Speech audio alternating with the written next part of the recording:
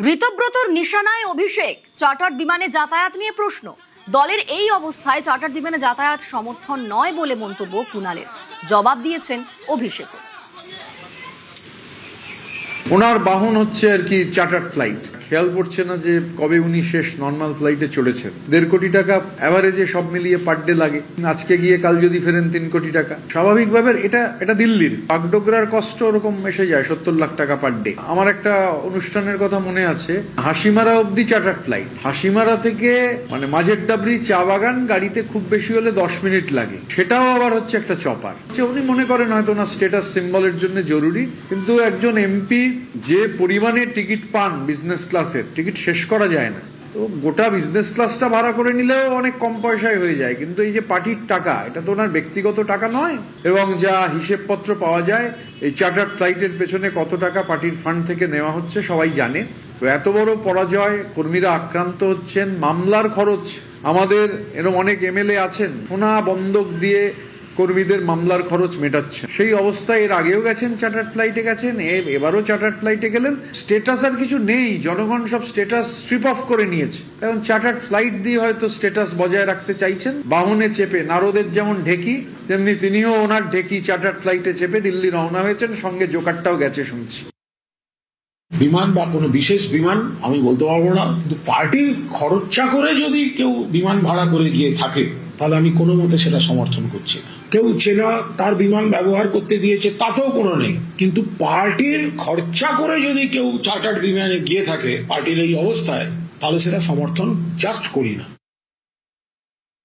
যারা বলছেন আমি কিসে আসছি, কিসে যাচ্ছি, কোত্থেকে নামছি, তারা যদি লিখিত দিয়ে দেয় অভিষেক বন্দ্যোপাধ্যায় ইকোনমি ক্লাস যাবে, আমার পাশের সিটে যদি কেউ বসে, যেটা আমার সাথে অনেকবার হয়েছে, আমার লিগাল ওপিনিয়ন নিয়ে এটা করা।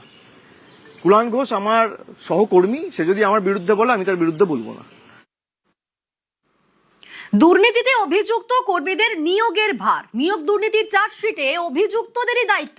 চার্জশিটে অভিযুক্ত সিস্টেম ম্যানেজার, সুপারভাইজার, 2 অভিযুক্ত এখনো দায়িত্ব হ্যান্ডওভার করেননি। ঘটনায় বিস্মিত বিচারপতি অমৃতা সিনহা। এসএসসিকে শাস্তিমূলক পদক্ষেপের পরামর্শ বিচারপতির।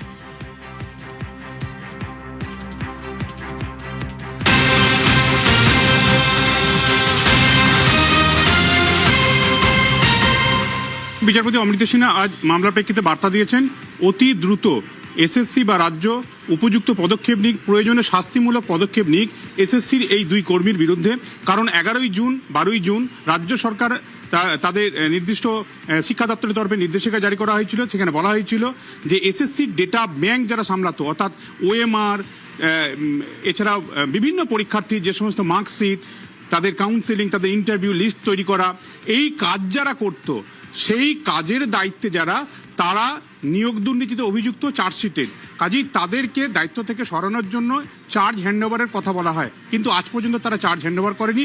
উল্টে তারা কলকাতা হাইকোর্টে সে মামলাটিকে বলেছিল তাদের বিরুদ্ধে যে নির্দেশ জারি করা হচ্ছে চার্জ হ্যান্ডওভারে, সেটাকে স্ট্যাটাস কো দেওয়া হোক, সেটাকে আপাতত স্যাটাসাইড করুক কলকাতা হাইকোর্ট।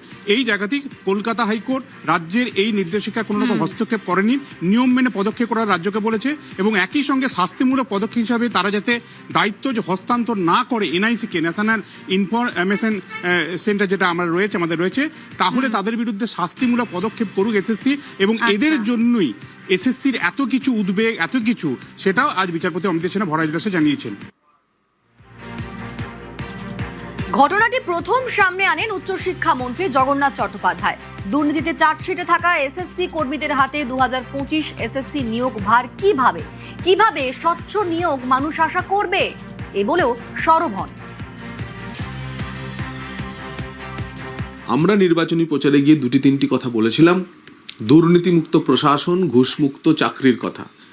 শিক্ষাক্ষেত্রে আমরা হলপ করে বলতে পারি, এবং স্কুল শিক্ষামন্ত্রী বলুন, উচ্চশিক্ষামন্ত্রী বলুন, কারিগরি শিক্ষামন্ত্রী বলুন, পুরো শিক্ষা ব্যবস্থায় যা নিয়োগ হবে ভারতীয় জনতা পার্টি দেখাবে ঘুষমুক্ত স্বচ্ছতম নিয়োগ, মেধার ভিত্তিতে নিয়োগ হবে।